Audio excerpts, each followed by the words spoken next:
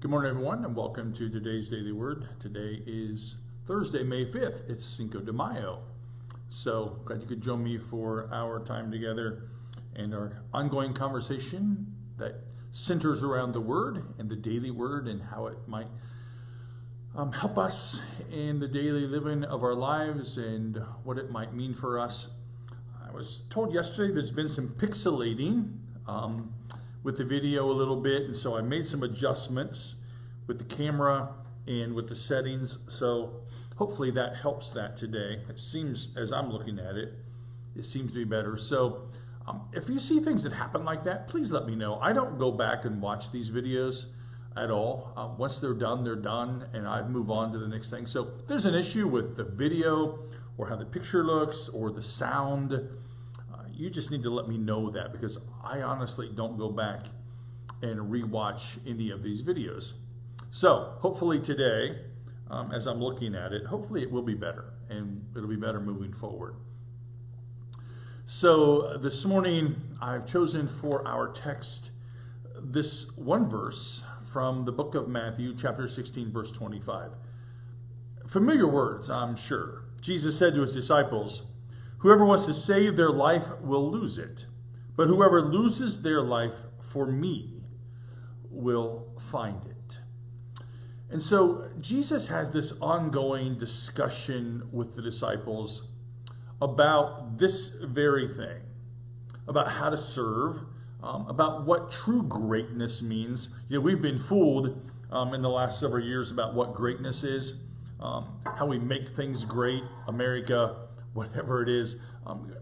We've been tricked to think greatness is me first or America first. That's not greatness. That's never been greatness. It's not going to be greatness. It's not the greatness that Jesus talked about, ever. Jesus says, like in this text, whoever wants to save their life will lose it.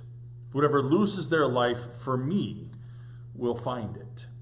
That's what serving's about. That's what real greatness is about. I was in a conversation yesterday with somebody about this very thing, about how it is we have become so fractured in our society, and that for some reason, all kinds of folks, including me, sometimes we think our position is the only position and that we're right no matter what.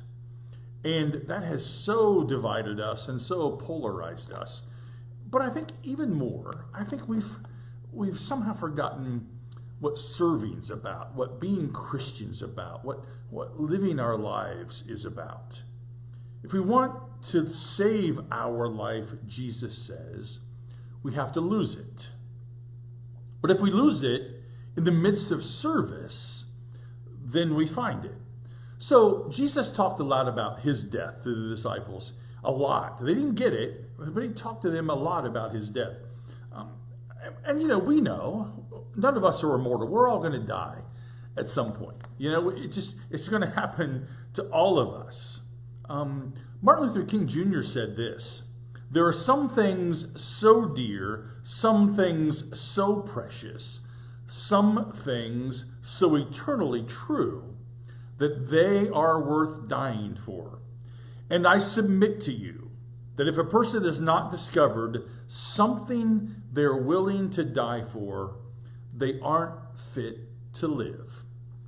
That really fits what Jesus is calling the disciples to, and then calling us to in this text. What is it in our life? What gives us, what burdens us? What keeps us up at night?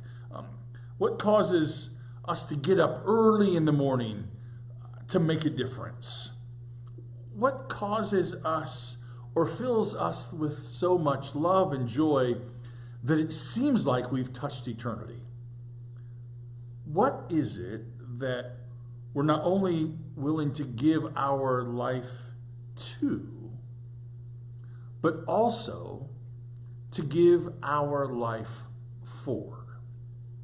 It's an interesting question. I hear people complain a lot. Happens all the time. In person, I overhear conversations On social media, of course, the question, what's this world come to? What's this world come into? And I don't respond. I don't get in arguments with people because, frankly, I don't have the energy for that. But I often want to say, well, if we don't like what this world's coming to, if we don't like the situation around us, we have it within us to change it.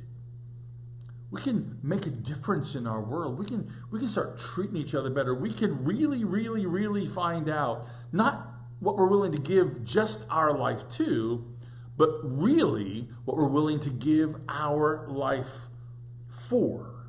And it's true, if you read this text, if you just read it word for word, Jesus will be the death of us. But the small of me, the me that seeks comfort and safety and security. But Jesus really calls us to this raucous kind of life, if you will, where the world's changed because of who we are and what we've done and what we're doing, that we might find in our lives in the Word more meaning than we ever felt possible.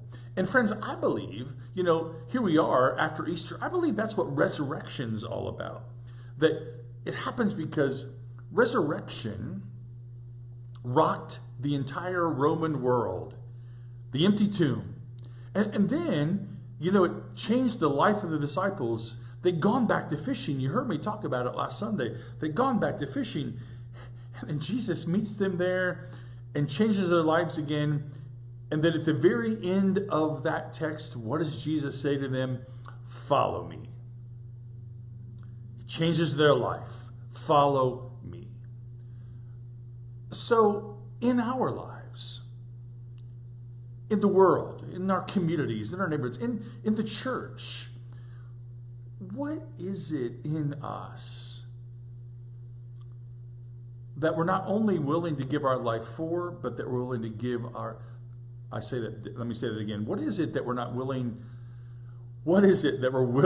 to not only give our life to, but also to give our life for? It's not a pie in the sky thing. I know it sounds like it, but it's really not. If we have the audacity to say, what's this world coming to? Then we ought to have the audacity to say, I'm going to help make it a better place.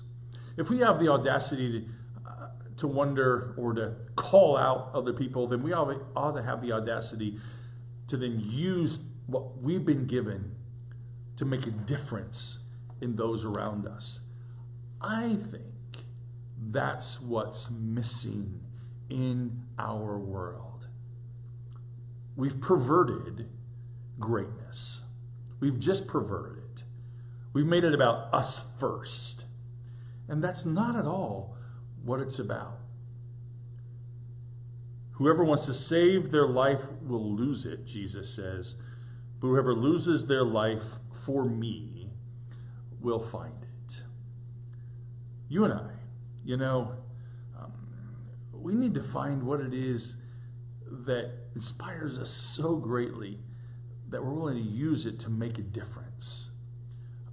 We can't sit back and just wait. We have to, we have to just find it within ourselves to stop the me first stuff and think about how it is that you and I, together, collectively, put our heads together and make a difference in the world and those around us and those close to us and those even far away from us. So, a little bit on my soapbox today, but hopefully you hear that with the intent that I mean and where God might be calling us and how we're called to live our lives together. So it's Thursday, so I look forward to seeing you tomorrow morning at 10 o'clock for our Friday Daily Word. Join us for worship on Sunday morning. It's Mother's Day.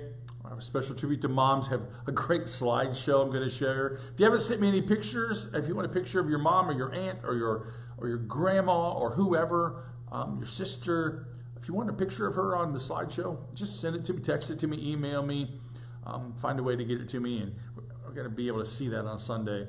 We're going to talk about Tabitha, Dorcas, on Sunday, and how that kind of living generosity helps us to live our lives. So know of God's love that surrounds you. Know of my love for all of you. Know of great peace in your lives. And I'll see you tomorrow morning at 10 o'clock. Have a great day.